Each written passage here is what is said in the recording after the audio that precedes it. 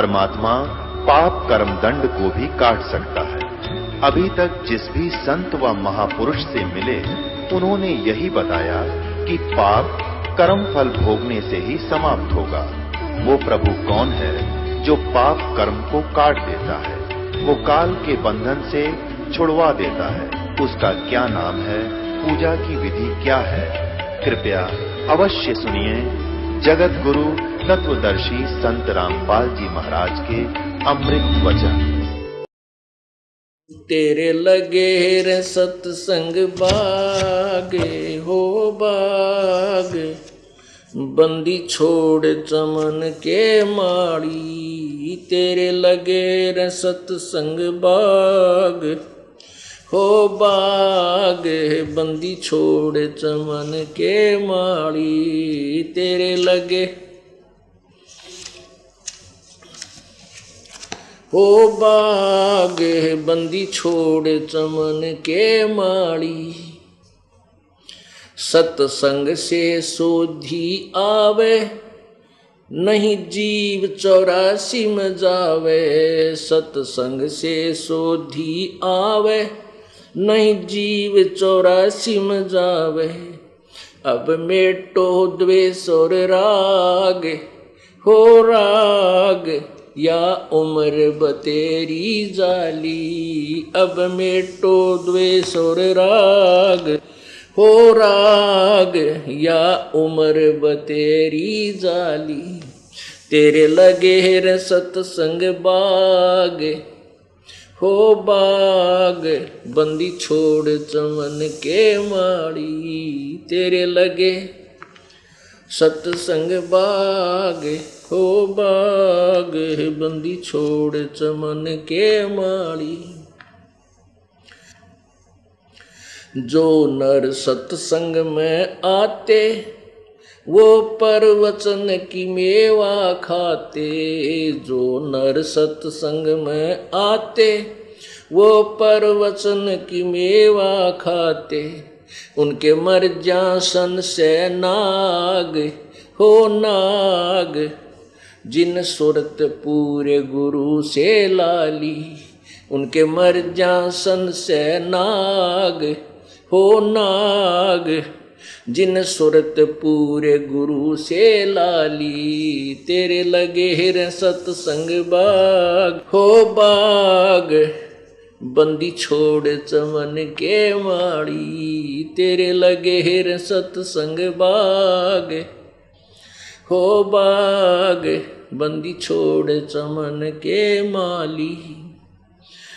सत्संग में बूटे साधु, एक से एक अगाधु। सत्संग में बूटे साधु, एक से एक अगाधु।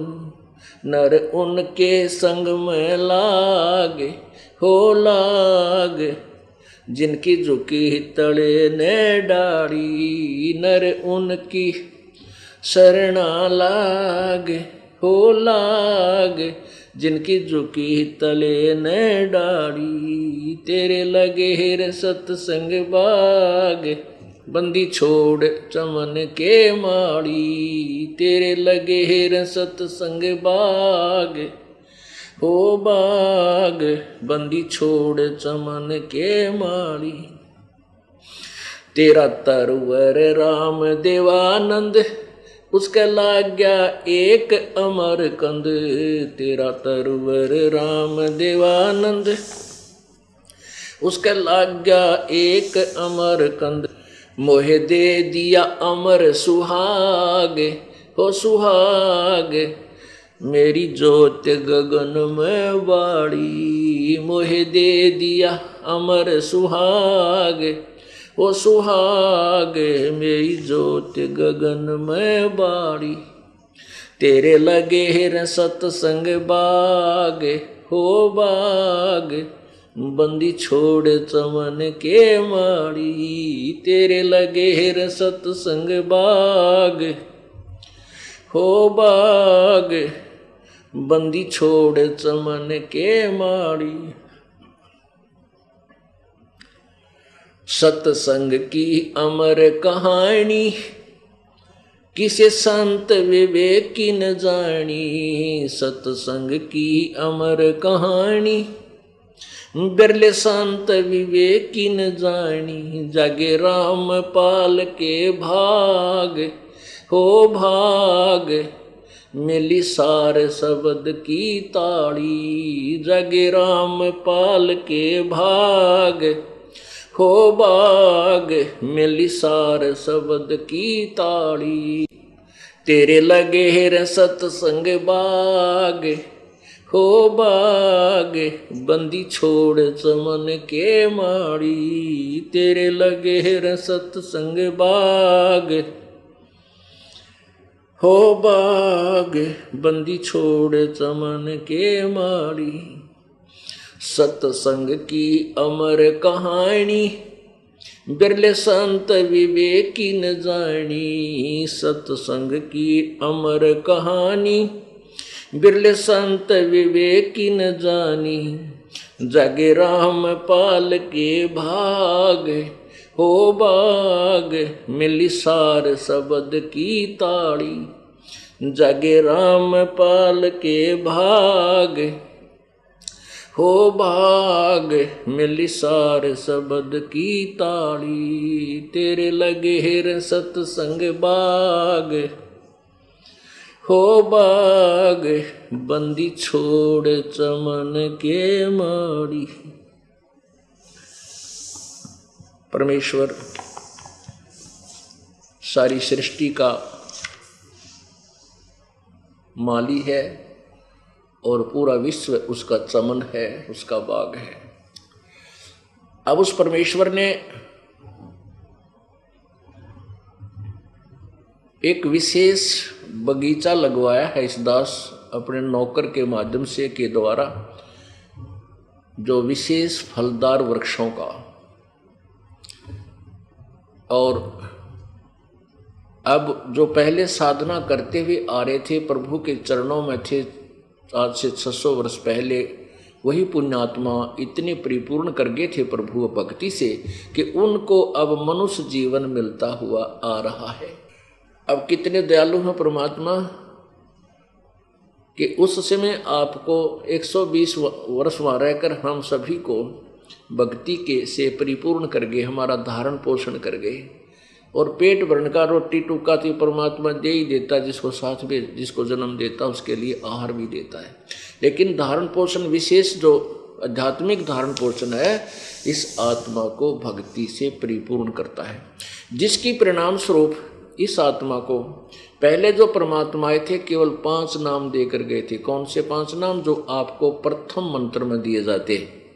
प्रथम बार उपदेश में जो 7 मंत्र दिए जाते हैं उनमें से केवल 5 नाम प्रभु देकर गए थे। उन 5 मंत्रों से आप इतने भक्ति युक्त हो गए कि आपको कई कंटिन्यूस मनुष्य जन्म भी मिलते हुए आ रहे हैं। और इस भक्ति काल, ये भक्ति युग शुरू हो गया, भक्ति का समय शुरू हो गया, भक्ति काल बोलते हैं इसको। इसके लिए परमात्मा ने पहले ही कबीर सागर में लिखा है कि धर्मदास तो लाख दुहाई और ये सार शब्द कई बार ना जाई, और सार मूल ज्ञान ये तत्व ज्ञान भी की और जिक्र मत करना। कहते हैं ये सार नाम बाहर जो पढ़ी, ये बिचली पीढ़ी हंस नहीं तरही। अब फर्स्ट, अब और लास्ट, और ये मध्य वाली जो है मिड की, तो 3 कलयुग को 3 हिस्सों में बांटा प्रभु ने। तो सबसे पहले कहते हैं हम प्रथम चरण में हम बनारस में आए थे और मगहर से हम सहशरीर चले जाएंगे, ये प्रथम चरण होगा। और बिचला चरण कब होगा? जब पूरा समाज शिक्षित होगा। उस समय मैं आऊँगा 12वें पंथ में, गरीबदास वाले पंथ में हम आएंगे, हम ही 12वें पंथ हम ही चलावें, सभी पंथ मिटा के एक पंथ चलावें। और अब ये बिचली पीढ़ी शुरू होगी। लास्ट की जो पीढ़ी होगी कलयुग के, वो जो व्यक्ति होंगे, पुराणी होंगे, मनुष्य मानव शरीरधारी, वो कर्तगनी हो जाएंगे, पूरे विकारी हो जाएंगे, सब गंदे कर्म किया करेंगे, मांस आहार करा करेंगे। अभी देख लो कितना स्पीड पकड़ा विकारों की तरफ समाज। हिंदू समाज मुसलमान भाइयों को, मुसलमानों को इसलिए बुरा बताता था कि मांस खाते हैं, केवल इसी दृष्टिकोण से वो उनसे हेट करता था, घृणा करता। अब हिंदू समाज में शायद मुसलमानों से भी ज़्यादा मांस खाने वाले व्यक्ति हैं। और सिख समाज में तम्बाकू का भी परहेज था, मांस की तो बहुत दूर की बात है। और सिख समाज के अंदर मांस तो ऐसा हो गया जैसे हलवा पूरी होया करे, अरे थरा गजब हुई हो। उन महापुरुषों का एक भी अनुसरण नहीं रहा जिनके हम अनुयायी कहलाते हैं और गुणगान करते हैं। तो इसी प्रकार ये बिजली गिरती हुई आ रही है। अब ये समाज एक बार मानव समाज में ये स्टॉप लगेगा इन विकारों का, बुराइयों का, माया की दौड़ धूप का। क्योंकि परमात्मा जो धन देगा, परमात्मा जो घर में सुख देगा, वो किसी से नहीं हो सकता। ना 2 नंबर का धंधा करके, ना रिश्वत लेकर, किसी प्रकार भी प्राणी धनी नहीं हो सकता। और मान लीजिए किसी से 2 नंबर करके इधर उधर से पैसे इकट्ठे कर भी लेगा तो पर एक ही चोट लग जाएगी, कोई बच्चा बीमार हो जाएगा, 1-2 लाख रुपया लगवा कर मर भी जाओ, मृत्यु को भी प्राप्त हो जाएगा, यानी डबल मार लगेगी। और वो पाप जो न्यों के न्यों रह जाएंगे, धन तो रहा नहीं, लेकिन वो पाप ज्यों के त्यों रह जाते हैं, जिस कारण से उसने वो धन जोड़ा था, वो पाप फिर उसने गधे कुत्ते सुअर की जूनी में जाकर भोगने पड़ते हैं। तो अब ऐसा निर्मल ज्ञान पूरे विश्व में फैलेगा। ठीक है, कोई 2-4-10% कर्महीन इंसान होंगे, वो तो अलग बात है। जहाँ 90% इंसान ठीक हो जाएंगे, उन 10% की पार पड़े को नहीं, उनकी नहीं बसावेगी, उन्हें सीधा होना पड़ेगा। वो भी सीधे हो जाएंगे, विकार रहित हो जाएंगे, सरमाया करेंगे, लुकते फिरा करेंगे। अब विचार करना, हमारे जो भक्त हैं, हमारे भक्तों के भगत तो थोड़े बहुत शर्मा जाते हैं रिश्तेदार ने नो के हमारे घर में बीड़ी ना पिए। हालांकि वो ना ऐसा शर्माना, लोक लाज करना नाम खंड करता है, लेकिन बालक तुरंत कह देते हैं कि हमारे घर में बीड़ी नहीं पियोगे आप। तो फिर वो जो बीड़ी शराब पीने वाले हमारे भक्तों के घर में आ भी जाते हैं, तो कहीं छुप के गली में बाहर बैठ के जो कर कहूँ कि देखो बालक तना देख ले इनका, आके फिर टोक दे तू बीड़ी पियो है। तो ऐसे डरा करेंगे फिर ये पाप करते हुए, और धीरे धीरे फिर ये बुराई छूट जाएगी, एक दूसरे को देख कर छोड़ेंगे। अब हमने ऐसे बुराई प्रारंभ की है, एक बीड़ी पीने लग गया, दूसरा दिखाइए, एक बार तो उसको बहुत बुरी तरह खांसी उठे, आँखें में का पानी आवे, फिर जो मास्टर है ना पीने वाला, तो कहा कोई बात ना, मेरे भी नहीं हुआ था, एक बार पी ले, उसने प्या के छोड़े और ट्रेंड कर देता है। ऐसे ही जब हम बुराई से दूर हो जाएंगे, हमारे संग में, हमारे बच्चों के संग में जो व्यक्ति आओगा, उसको भी नहीं कहेंगे भाई यहाँ बीड़ी मत पिए, मेरे धुआं चढ़ता है, मुझे नुकसान होता है, हमारे घर में हानि हो जाती है, तो फिर वो अब शर्मा के छोड़ देंगे बुराइयों। एक भगत कह रहा था जी, हमारे सारे घर में जो ना मांस खाते थे, हम भी खाते थे। अब ज्ञान हुआ तो मैंने, मेरी माँ ने, बहन भाइयों सब ने नाम ले लिया, मेरा पिताजी ना मान दे, तो हमने बनाना ही बंद कर दिया। तो वो ढीठ है, बाहर तिल्ला होगा होटल पर बनाया, और वहाँ जो खाने लगेगा ना, जब वो छोटा है लड़का है मेरा, वो जाके दादा आज तू ये मुर्गे का मांस खाता है, एक दिन मुर्गा तो तू मुर्गा बनेगा, ये मनुष्य बनेगा, तुझे खाएगा। तो 1-2 बार तो उसने धमकाया, फिर वो जब भी खाता दिखा, जब पहुंचा तो बुढ़ा फिर छुप के बाथरूम में बैठ के खाने लग गया, कुआड़ मूंद के, अरे छोड़ता नहीं, वो बकवाद नहीं की नहीं रख। तो अंत में उसने त्यागना भी पड़ेगा। इतना एक छोटा सा बालक उसको धिक्कार रहा तो उसको अब शर्म मर जाएगा और वो बुराई से दूर होना पड़ेगा। एक भक्त कह रहा था जी, मेरा 7-8 वर्ष का लड़का है, तो मेरा पिताजी ओका पिया था। पहले तो वो दादा का ओका घना भरा करता, दादा सराह देता, वाह हमारा बेटा यो सेवा करेगा, मेरी तब पोता है। फिर उसने नाम ले लिया, फिर पता लग गया भी ओका भरण से नाम टूट जाता है। फिर वो दादा की उसकी बिगड़ गई। ये दादा तो इतने लाड करे था, पोता जो है ओका भरा था, अरे तो ओका भर दे। अगला ना दादा, ओका भरनिया के ऊपर भी पाप बताया है हमारे गुरुजी ने, तो छोड़ दे नहीं इसने बीमारी ने, ने बोला अच्छा तो मेरा दादा पाक गया है, तू मुझे शिक्षा देने वाला हो गया। देखो ये विचार है हमारे बिना ज्ञान के, जबकि दादाजी ने खुद ये शिक्षा देनी चाहिए, बेटा बुराई से दूर रहा करो और ना पियो इस बुराई से, तो आप भी छोड़े और उन बच्चा ने भी दूर रखे। तो ऐसे ही समाज सुधरेगा, उल्टी साइड तो सुधरेगा। अब बुढ़ा नहीं बालक सी देख रहेंगे। अब जो प्रसंग चल रहा है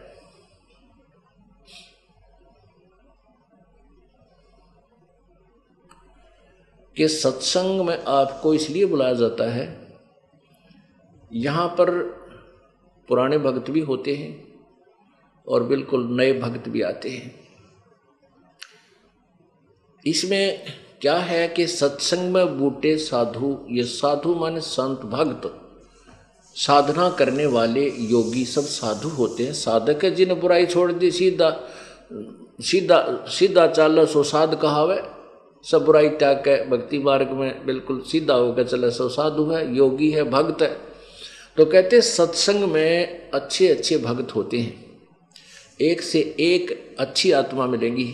लेकिन नए भक्त के लिए संकेत है कि उनके पास बैठना, उनसे चर्चा करना प्रभु की, उनसे क्योंकि यहाँ आपको इसलिए बुलाया जाता है कि दास तो 2 घंटे सत्संग करके फिर संगत से मिलने में लग जाता है, और बाकी भक्त जो मिल लिए बाद में बैठ जाते मंडली बना के, चर्चा चलती है। गुरुदेव नाथ जी ये बताया, इसका नए भक्त पूछते हैं इसका क्या अर्थ बनता है, तो पुराने भक्त उनको बताते हैं।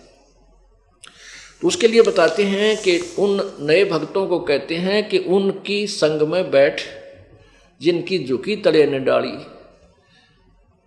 यानी जैसे पौधे पेड़ होते हैं और जिनके फल लदपद लगे हों, आम के या अंगूर के गुच्छे लगे हों, तो वो नीचे को झुक जाती हैं टहनियाँ, तो वो फलदार वृक्ष होते हैं। अर्थात जो विनम्र आत्माएं हो चुकी हैं, जो कितनी बार आप प्रसन्न करते हो, प्यार से उत्तर दे रहे हैं, समझो वो भक्ति से परिपूर्ण है, तो उनसे ही ज्ञान समझे, इसका ये तात्पर्य है।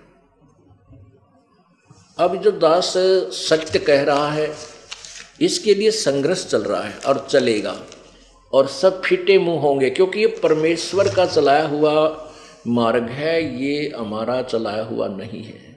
परमेश्वर ने पहले से ही ये निर्धारित समय किया हुआ था। अब ना तो मेरे पिताजी ने कदे यूँ काम देखा ना करया जो दास की ड्यूटी लाई, ना दादाजी ने, ना परदादा ने, 7 पीढ़ी तक तो हमें ज्ञान है कि इस व्यवसाय में कोई भी व्यक्ति हमारे खानकुल में नहीं था। और जब दास को ये सेलेक्ट किया है, और ये दास जेई की सर्विस करता था, 2 रोटी बढ़िया मिल रही थी, और जिसको ये संसार सुख मानता वो सुख भी, 2 पुत्र थे 2 पुत्री, और बढ़िया झोंपड़ी डाल रखी थी, ठीक काम चल रहा था। अब परमात्मा ने दया करी, प्रेरणा दी अपने दास को रह रह कर, और वो नौकरी भी त्यागनी पड़ेगी इस परमार्थ के लिए, सब इच्छा से त्यागा। अब इसका विरोध जो करते हैं हमारे मार्ग का, क्योंकि कौन करते हैं, वो करते अज्ञानी जो गुरु पद पर बैठे हैं और जो आचार्य पद पर बैठे हैं, जिनको ये पता लग गया है कि तुम्हारे अज्ञान की खाल उतर चुकी है, और जनता को पता लग गया तो तुम्हारे पास कोई नहीं आएगा, धिक्कारेगा तुम्हारे को, तुम्हें कहीं ठिकाना नहीं पृथ्वी पर। तो उन्होंने उस सत्य को छुपाने के लिए कि संत रामपाल हमारी खाल उतार रहा है, हमारे अज्ञान को स्पष्ट कर रहा है, उसको दबाने के लिए कि इसका जो प्रचार बंद करवा दिया जाए और कोई विकल्प नहीं। इस दृष्टिकोण से उन्होंने जनता को भ्रमित करना प्रारंभ किया। सतलोक का आश्रम क्रोथा में ऐसा होता है, वहाँ ऐसा होता है, वो पाखंडी है, ढोंगी है, ये करता है। वो ये चाहते थे कि उसको इतना बदनाम कर दे रामपाल को कि वहाँ कोई व्यक्ति जावे कोई ना अपनी बहन बेटियां न जान दे। जनता को भ्रमित किया, फिर राजा को भ्रमित किया, और दोनों जनता और राजा ने मिलकर वो अत्याचार किया। शायद हमने कभी सुना भी नहीं होगा जो हमारे साथ किया, लेकिन कोई बात नहीं, जिसके साथ परमात्मा है उसका कोई कुछ नहीं बिगाड़ सके और ना बिगाड़ सकेगा, नहीं तो फिर भगवान है ही नहीं पृथ्वी पर। उसका परिणाम ये हुआ कि उससे अधिक उमंग के साथ भक्तात्मा जो हमारी सत्य से परिचित थे उमड़ उमड़ कर आ रहे हैं, और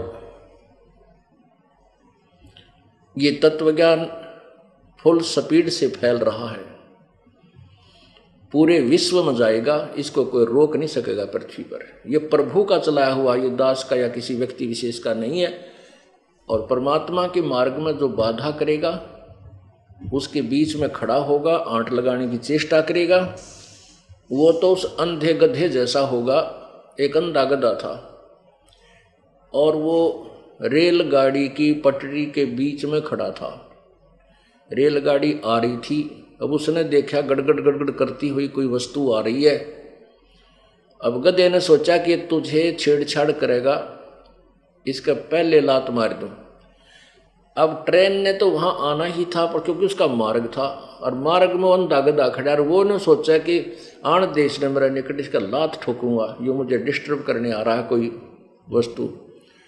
अब जो ही ट्रेन बिल्कुल निकट आई, उस अंधे गधे ने दोनों लात मारी, दोनों पछंडे मारे रेल के इंजन के, उठा के पटक दिया, गधा के राखी पड़ा जाकर।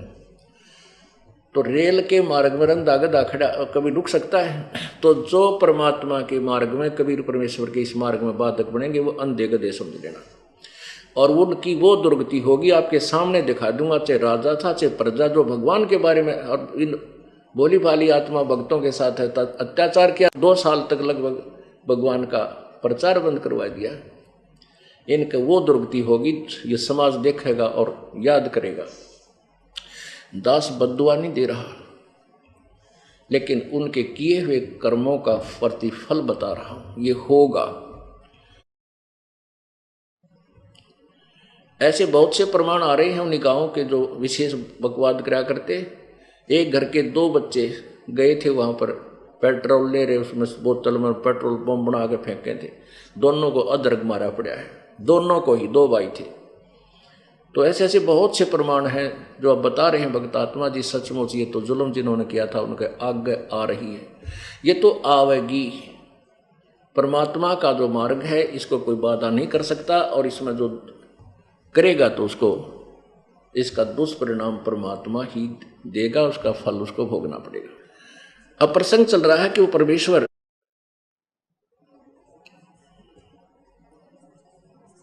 जब आते हैं तो अपने तत्व ज्ञान का प्रचार करते हैं, और वो बताते हैं कि अंधे की बाँ अंधे ने पकड़ रखी है। अब वो रास्ता कैसे बता सकेंगे? अब परमेश्वर आए, उन्होंने ये सत्य मार्ग बताया, और हम दासों की आंख बना दी, मोतियाबिंद का ऑपरेशन कर दिया, और फिर ये एक हॉस्पिटल चालू करवा दिया, सत्संग स्थल, जिसमें अज्ञान रूपी, आध्यात्मिक अज्ञान रूपी मोतियाबिंद का यहाँ ऑपरेशन किया जाता है। और फिर वो पुण्यात्मा परमेश्वर के यथार्थ ज्ञान से परिचित होकर गदगद हो जाता है। आप देख रहे हो, दूर दूर देशों से पुण्यात्मा परमात्मा की प्राप्ति में यहाँ पहुँच रहे हैं। गर्मी हो, सर्दी हो, चाहे कैसी ही आपदा हो, आंधी तूफान आए, ये पुण्यात्मा छोटे छोटे नवजात शिशुओं को लेकर परमेश्वर के चरणों में पहुँच जाते हैं, उसके दरबार में पहुँच जाते। इससे सिद्ध है कि ये तत्व ज्ञान से परिचित हो चुके हैं। अब प्रसंग चला है कि जग सारा रोगिया रे, जिन सतगुरु वैद्य न जाना जग सारा रोगिया रे। कौन सा रोग है? जन्म मरण का रोग लगा या तृष्णा बढ़ी खांसी।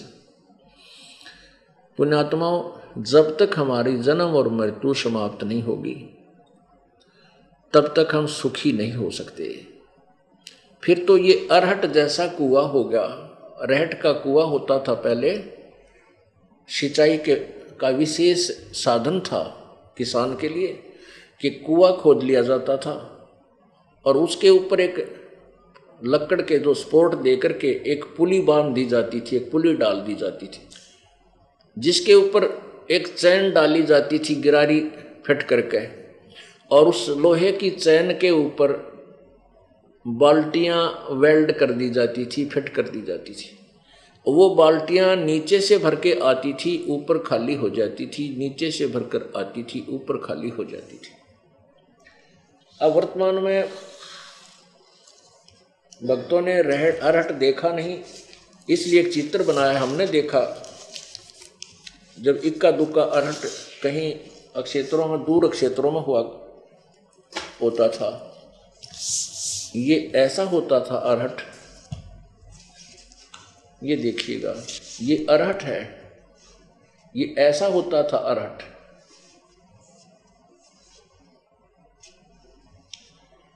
ये कुआं है, ये कुआं है, ये कुआं है ऊपर, ये यहां तक ये जल है नीचे, और ये एक पुली बना रखी होती थी लकड़ की, और इसके ऊपर ये चैन लगा करके, इसके चैन के ऊपर ये बाल्टियां फिट कर रखी हैं। ये एक बैल से या ऊंट से चलाया जाता था। पहले ये यंत्र नहीं बने थे, मोटर मशीन नहीं थी। जब ये चलता था तो नीचे से बाल्टी पानी से भरकर आती थी यहाँ, और फिर यहाँ आकर ये खाली हो जाती थी। नीचे इसका एक प्लेटफार्म सा बना करके आगे पानी खेत में जाने के लिए निकाला जाता था।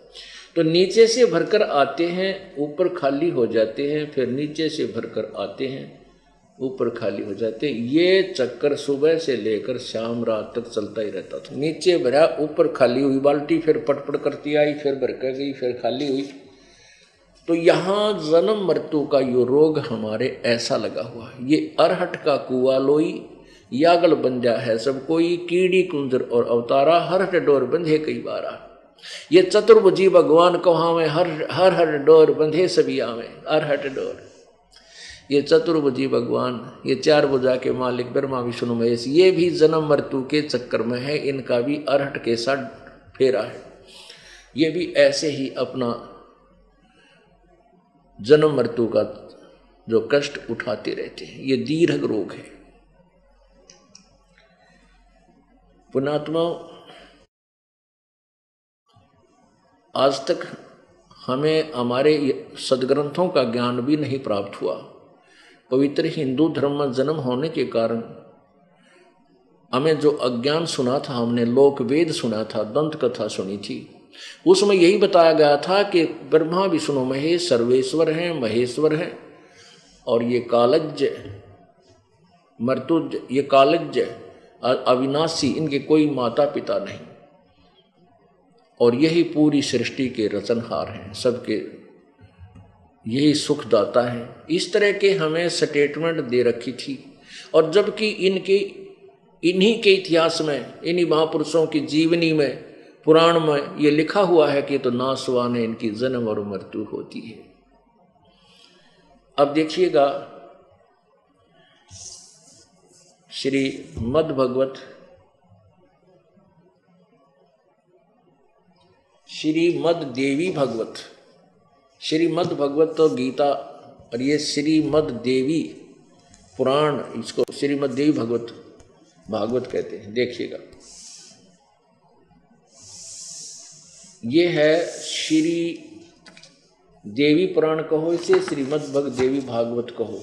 तो सचित्र मोटा टाइप, संपादक हनुमान प्रसाद पोदार, चमन लाल गोस्वामी। और ये कहाँ से छपी है, प्रकाशक कौन है? प्रकाशक में मुद्रक गीता प्रेस गोरखपुर, गोविंद भवन कार्यालय, कोलकाता का संस्थान। इसके तीसरे सकंद में प्रश्न नंबर 123 पे, 123 पे, ये पहले भी दिखाया, बार बार दिखाना पड़ेगा, क्योंकि ये एक ऐसा जटिल ज्ञान हो गया, क्योंकि हमने अज्ञान को ठोक ठोक कर रखा है। अब उसको निकालने के लिए, उसको उतारने के लिए जो गलत रंग हमारे ऊपर चढ़ गया, रह रह कर रेग मार मारना पड़ता है। रेग मार ऐसे मारते हैं, वो रेग मार ऐसे बार बार सैकड़ों बार मार करके वो रेग मार से वो रंग उतरता है, और फिर नया पेंट किया जाता है। नहीं तो पुराना पेंट नए पेंट ने टक्कर ना दे। यदि ये बार बार ये दास आपको ये रेग मार मार के अर्थात ये ना दिखाऊं, तो दास वाला जो यथार्थ ज्ञान है आपके हृदय में समा नहीं सकता। ये रेग मार लगा जा रहा, देखिए। तो जितनी बार आवश्यक होगा उतनी बार ही लगाना पड़ेगा। ये तीसरा स्कंद है, प्रश्न नंबर 123 पे भगवान विष्णु जी दुर्गा देवी की उपमा कर रहे हैं, प्रशंसा कर रहे हैं, स्तुति कर रहे हैं। तुम शुद्ध स्वरूपा हो, यह संसार तुम्ही से उद्भासित हो रहा है। मैं ब्रह्मा और शंकर हम सभी तुम्हारी कृपा से विद्यमान हैं। हमारा आविर्भाव और तिरोभाव हुआ करता है। आविर्भाव माने जन्म और तिरोभाव माने मृत्यु। हमारा तो मैं यानी विष्णु ब्रह्मा और शंकर, हमारा तो आविर्भाव और तिरोभाव जन्म मृत्यु हुआ करता है। केवल तुम ही नित्य हो, जगत जननी हो, प्रकृति और सनातनी देवी हो। अब देखिएगा, भगवान शंकर बोले, देवी यदि महाभाग विष्णु तुम्ही से प्रकट हुए हैं तो उनके बाद उत्पन्न होने वाले ब्रह्मा भी तुम्हारे बालक हुए। फिर मैं तमोगुणी लीला करने वाला शंकर क्या तुम्हारी संतान नहीं हुआ? अर्थात मुझे भी उत्पन्न करने वाली तुम ही हो। फिर नीचे देखो, इस संसार की सृष्टि स्थिति और संहार में तुम्हारे गुण सदा समर्थ हैं। इन्हीं तीनों गुणों से उत्पन्न हम ब्रह्मा विष्णु एवं शंकर नियमानुसार कार्य में तत्पर रहते हैं। अब इस पवित्र पुराण ने, देवी पुराण ने सारा ही कंसेप्ट क्लियर कर दिया, जिसको हम ब्रह्मा विष्णु महेश को अजरो अमर सर्वेश्वर महेश्वर, इनके कोई माता पिता नहीं है, ये सर्वस्वा हैं, ये तो खुद कहते हैं हम तो जन्म मृत्यु होती है। और एक तो ये सिद्ध हुआ कि ये अविनाशी नहीं है, इनकी जन्म और मृत्यु का रोग इनके भी लगा हुआ है। दूसरा ये हुआ कि दुर्गा को प्रकृति भी कहते हैं। तीसरा ये हुआ कि ब्रह्मा विष्णु महेश इसके पुत्र हैं। और चौथा ये स्पष्ट हुआ कि रजगुण ब्रह्मा है, सतगुण विष्णु है, तमगुण शिव जी। अब इन्हीं 3-4 जो प्रश्न हमारे दिमाग में घूम रहे थे, इनका समाधान कर दिया पवित्र देवी भागवत पुराण ने। अपनात्मा अगर ये दास सीधा ही कह दे, क्योंकि हमारे भगवान ने तत्व ज्ञान में पहले बता रखा था कि ये चतुर्भुजी भगवान कहावे, हर हट डोरे बंधे सब आवे।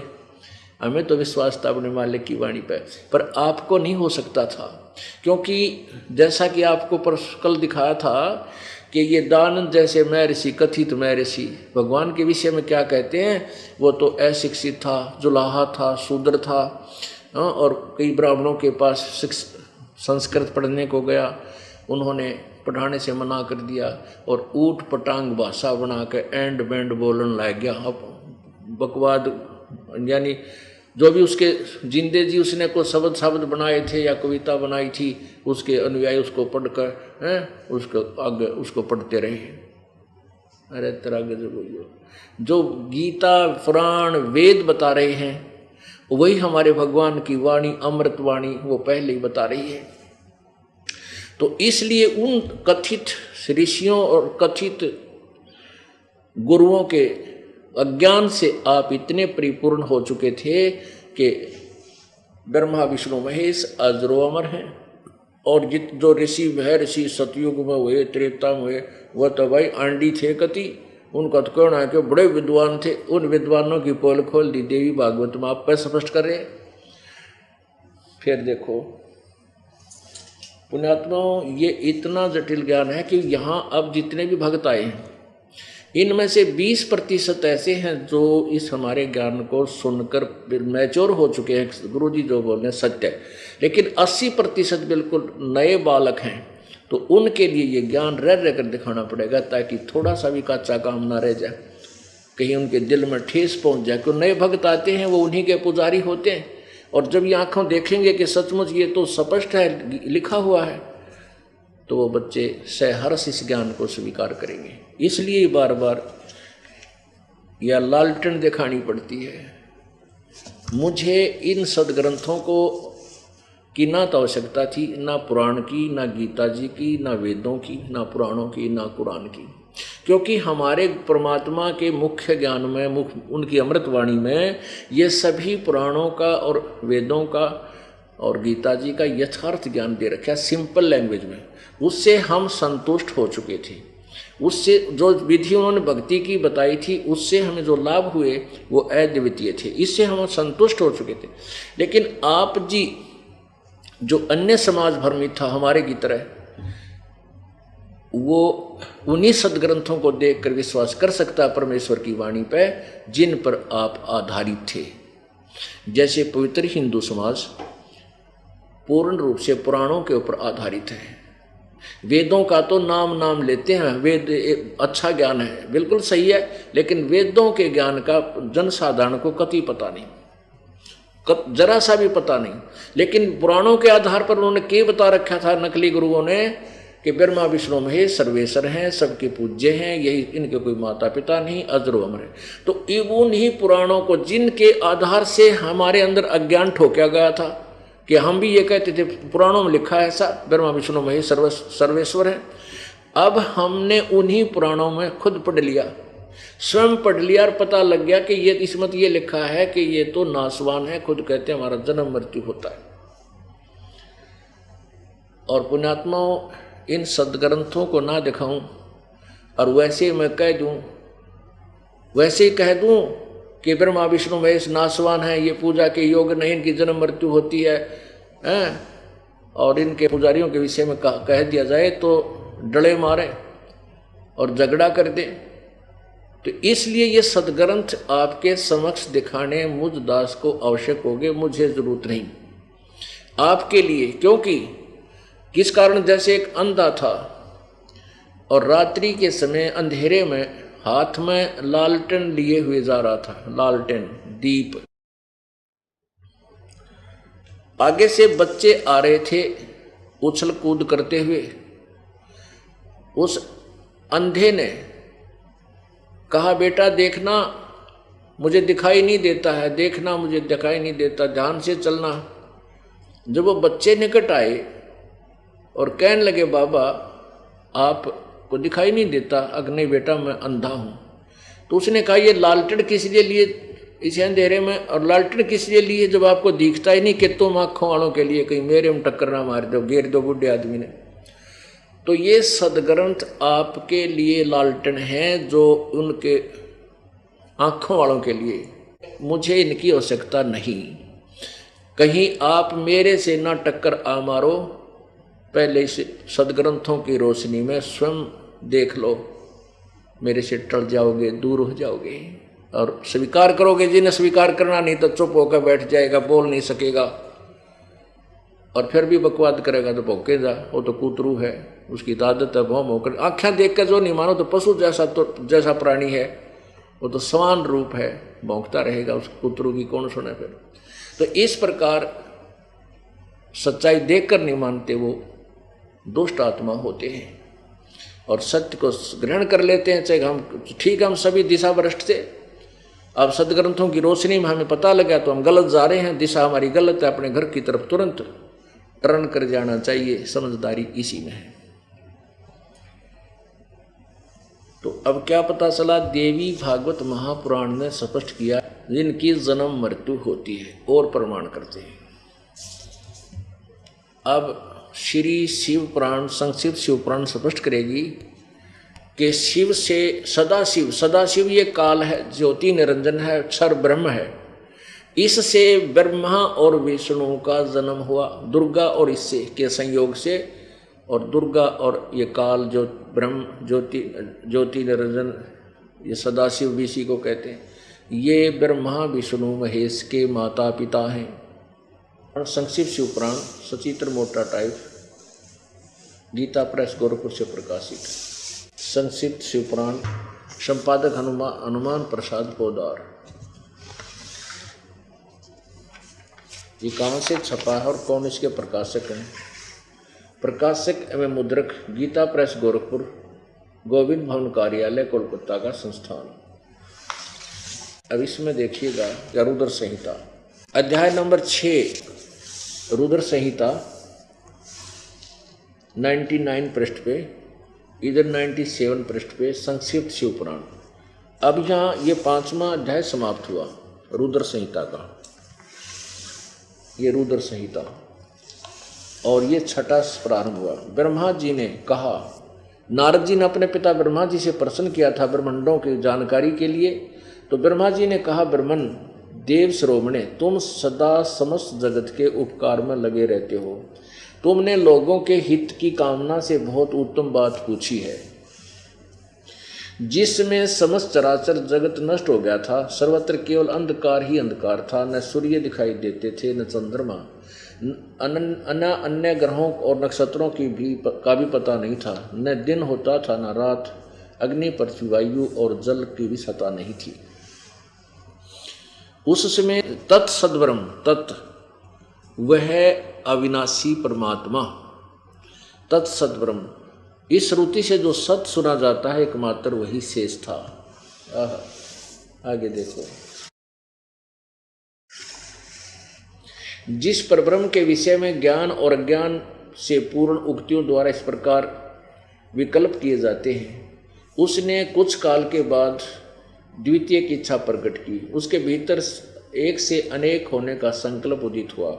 तब उस निराकार परमात्मा ने अपनी लीला शक्ति से अपने लिए मूर्ति की कल्पना की। अब ये परमात्मा को निराकार कहते हैं और इस ज्योति निरंजन ने कसम खा रखी है, इसने अपनी जो है ना प्रतिज्ञा की हुई है कि मैं अपने यथार्थ रूप में किसी को दर्शन नहीं दूंगा, क्योंकि इसका काल रूप है। जो गीता जी अध्याय नंबर 11 के श्लोक 32 में कहा कि अर्जुन, ये मेरा यथार्थ काल रूप है और मैं काल हूँ, सबको खाने के लिए आया हूँ, अपरिवर्त हुआ हूँ।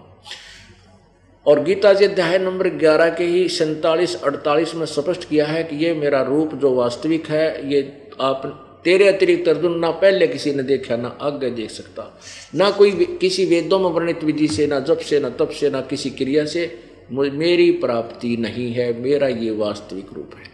इसलिए ब्रह्मा, विष्णु, महेश, शिव और अन्य ऋषियों ने साधनाएं की, ओम नाम का जाप किया, मेडिटेशन किया, कुछ परमात्मा प्राप्ति नहीं हुआ, लेकिन सिद्धियां आ गई।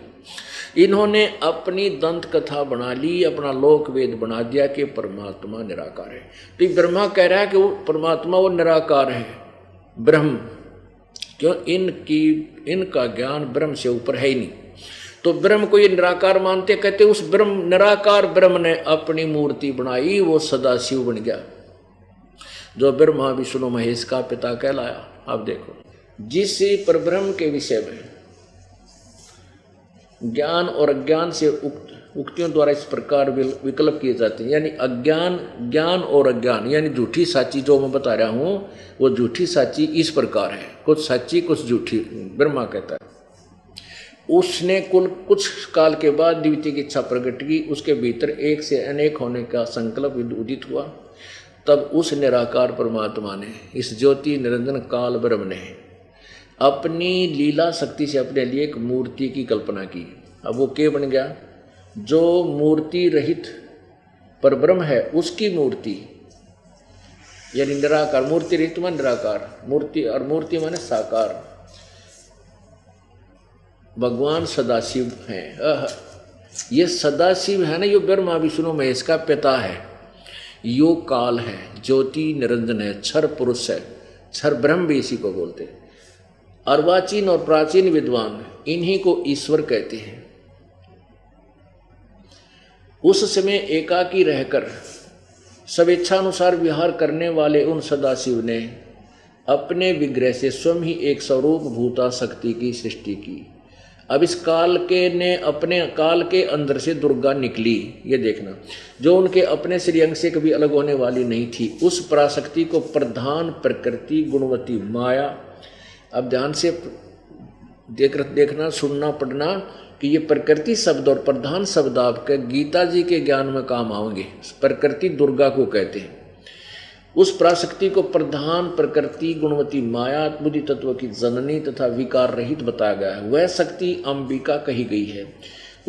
उसी को प्रकृति सर्वेश्वरी, त्रिदेव जननी, तीनों देवताओं की माता, ब्रह्मा विष्णु महेश की माँ, नित्या और मूल कारण भी कहते हैं। सदाशिव द्वारा प्रकट की गई, यानी उस काल के अंदर से निकाली गई। परमात्मा के ज्ञान में, सृष्टि रचना में आपने सुना, उसमें ये सच्चाई है।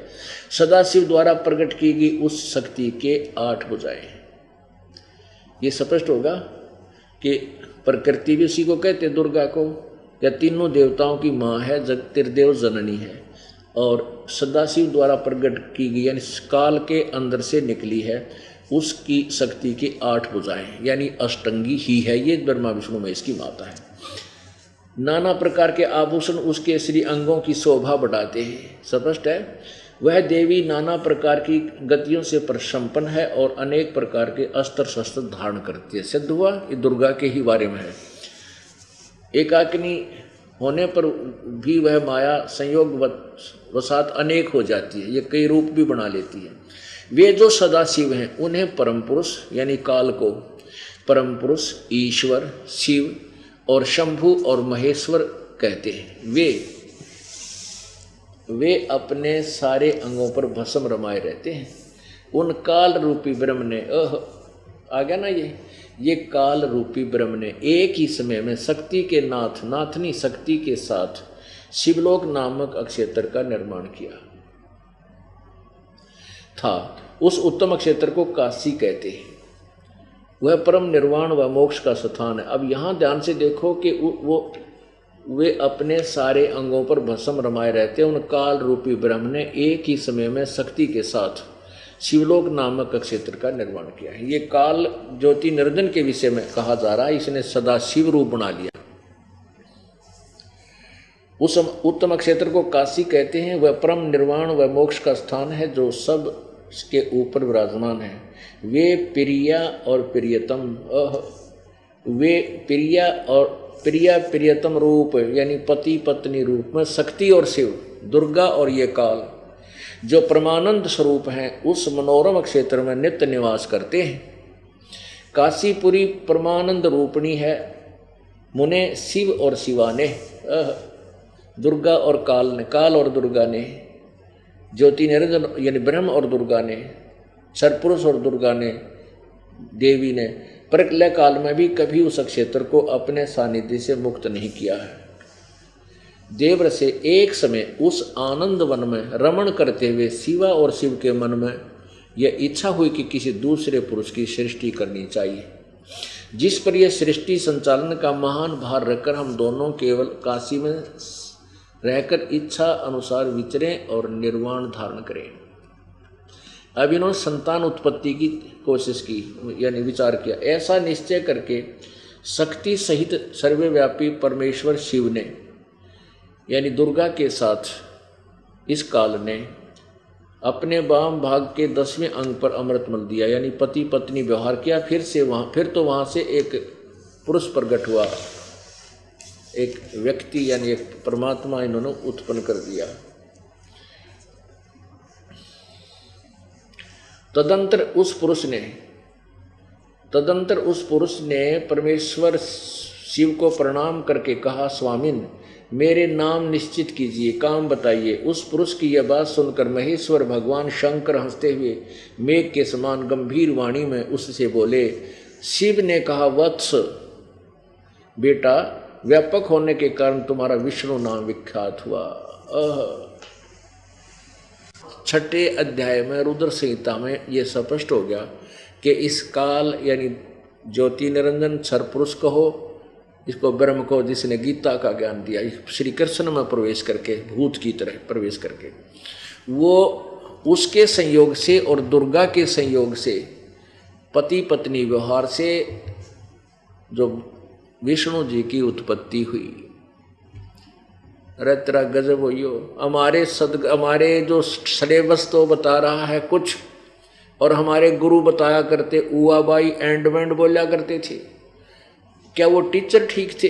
जो टीचर सिलेबस से आउट ऑफ सिलेबस बच्चों को स्टडी करा रहा है वो टीचर ठीक नहीं, वो शत्रु है उन विद्यार्थियों का, गुमराह कर रहा है, वो नावल की कहानी सुना रहा है, इधर उधर के गप्पे हाँक रहा है।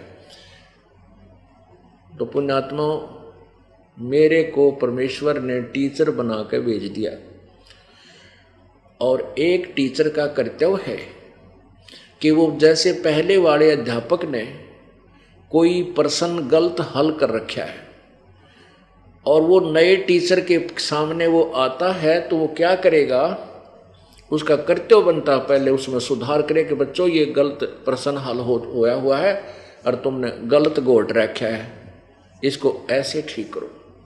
अब वो बच्चे जाते हैं उस टीचर के पास जो दूसरी कक्षा में है कि ये आपका किया हुआ प्रश्न उस टीचर ने नए ने गलत बता दिया, तो वो फिर अपनी बेइज्जती महसूस करता है, तेरी तो पोल पाट गई। और कितने दिन तो पढ़ाते आ रहे यही 2 दूना 6 2 दूना 6, और अब उसको बताया गया 2 दूना 4 बतावें, जो कि सत्य है। तो उसने उनको मुश्किल माचगी थारी बेइज्जती होगी। भाई माचो तो माचो, दुख पाओ तो दुख पाओ, बच्चों का भविष्य तो अब ठीक करना पड़ेगा। तो अभी तक हमारे को जो गलत ज्ञान दे रखा था उसको ठीक करना मेरा परम कर्तव्य है। इसलिए परमात्मा ने यह ड्यूटी दी है। जो ये ना करूँगा तो धिक्कार है मेरे जीवन को, आग लगा इसी जीवन को, काल मरता आज मरूं। तो कहने का भाव यह है कि आखिरी सांस तक ये ढोल पीटूंगा जब तक सांस दे रखे मालिक ने। ये तो जुल्म कर रखा है, अज्ञानी बना दिया दुनिया में, हाहाकार माच रही है, ना भाई बहन का प्यार रहा, माया माया दिखाई दे रही, आग लगी संसार में।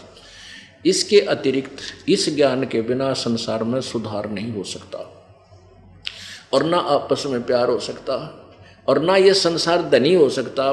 पागल कुत्ते की तरह भटक रहे हैं, माया माया दिखाई देती है, ना कोई स्टेटस ना रहा। तो ये एक बार इस माया से हमारा मन वापस हटेगा, और जो माया चाहिएगी हमें, जो आवश्यक होगी, भगवान आपके जबरदस्ती देगा, इतनी दे देगा कि आप सोच भी नहीं सकते कहाँ से आ गई।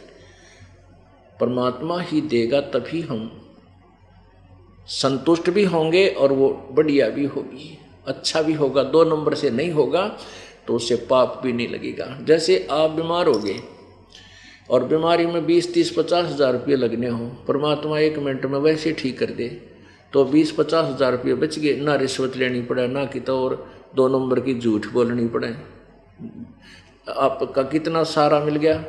ऐसे ही प्रभु हमारे ऊपर ना जाने कितने प्रकार से कृपा कर देगा। यह अपना आँखें देख लिया कि शिव पुराण में लिखा है कि दुर्गा और सदाशिव, यानी इस काल से जो निराकार था फिर साकार बना, सदाशिव बन गया, इन दोनों के संयोग से विष्णु की उत्पत्ति हुई, जो इनका बेटा है, और दुर्गा और ये काल इनके पिता हैं।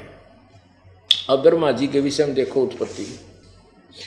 अब ये 6ठा अध्याय समाप्त हुआ, यह 7वां प्रारंभ हुआ रुद्र संहिता का। ब्रह्मा जी कहते हैं देव से तत्पश्चात, यानी विष्णु के उत्पन्न होने के बाद, तत्पश्चात कल्याणकारी परमेश्वर शाम सदाशिव ने पूर्ववत प्रयत्न करके मुझे अपने दाहिने अंग से उत्पन्न किया। यानी दुर्गा और उन दोनों ने अपने पति पत्नी व्यवहार से मुझे उत्पन्न किया। उन महेश्वर ने तुरंत ही अपनी माया से मोहित करके नारायण देव की नाभि में डाल दिया और लीलापूर्वक मुझे वहाँ से प्रकट किया। इस प्रकार इस कमल से पुत्र के रूप में मुझ हरणागर्भ का जन्म हुआ। अब ये आप ब्रह्मा कह रहे हैं कुछ झूठी कुछ सच्ची बताऊं भाई, मैं तेरे सच्चाई पूरी तो है नहीं, लेकिन क्योंकि झूठी क्यों कह रहा है ये, जब ब्रह्मा जी कमल के फूल पर उत्पन्न हुए, और ये पुराणों का ज्ञान ब्रह्मा जी द्वारा ही दिया गया है, वो सबका वही ज्ञान दाता है, लेकिन इनके आगे वक्ता उस ज्ञान को श्रवण करके बोलने वाले अलग अलग हो गए। उन्होंने कुछ अपना मिश्रण करके अलग अलग बोला, तो उनके नाम के कारण, लेखक के वक्ता के नाम के कारण इन पुराणों को 18 भागों में बांट दिया। वैसे ज्ञान एक ही है। 18 पुराण, जैसे ये 18 बोध, उन 18 बोध में ये 18 पुराणों को एक ज्ञान लिखा है।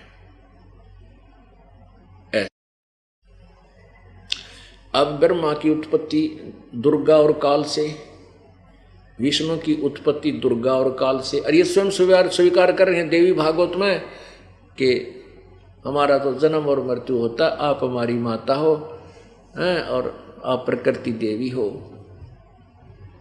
अब ये सिद्ध हुआ कि ब्रह्मा विष्णु महेश का जन्म मृत्यु होता। अब महेश की और गड़बड़ी रहेगी कि यो, अब यहाँ इसमें क्या चक्कर है। वैसे देवी पुराण में तो शंकर जी ने स्पष्ट कर रखा है कि मैं भी आप ही की संतान हूँ, आप ही से मेरा जन्म हुआ। यहाँ भी अनुवादकर्ता ने गड़बड़ कर रखी है संस्कृत से हिंदी में। अब इसने अनुवादकर्ता ने वो कुछ गोलमोल कर दिया कि शिव से शिव की उत्पत्ति कैसे लिखूं, तो यहाँ उसने छोड़ दिया, लेकिन आगे ये स्पष्ट कर दिए 4 इसी के 9वें अध्याय में। ये देखिएगा, प्रश्न नंबर 110 संसद शिवपुराण, ये 9वां अध्याय यहां समाप्त होता है। इसके ऊपर देखो, इस प्रकार ब्रह्मा विष्णु और रुद्र इन तीनों देवताओं में गुण हैं, परंतु शिव गुणातीत माने गए। अब इस प्रकार ब्रह्मा विष्णु और रुद्र यानी ब्रह्मा विष्णु और शिव, ये शंकर, इन तीनों में तो देवताओं में गुण है, रजगुण ब्रह्मा, सतगुण विष्णु, तमगुण शिव जी, लेकिन ये शिव गुणातीत माने गए। काल जो है ये इनसे न्यारा है। जो गीता जी के 7वें अध्याय के 12वें श्लोक में कहता है कि इन तीनों गुणों के सतगुण रजगुण से उत्पन्न होने वाले जो भाव हैं ये सब मुझसे ही उत्पन्न होने वाले जान, लेकिन मैं इनमें नहीं और ये मुझ में नहीं, मैं इनसे न्यारा हूँ। यहाँ भी यही लिखा है कि वो इनसे अलग रहते। तो हो गए 4, ये इनका तीनों का पिता है और दुर्गा इनकी माता है।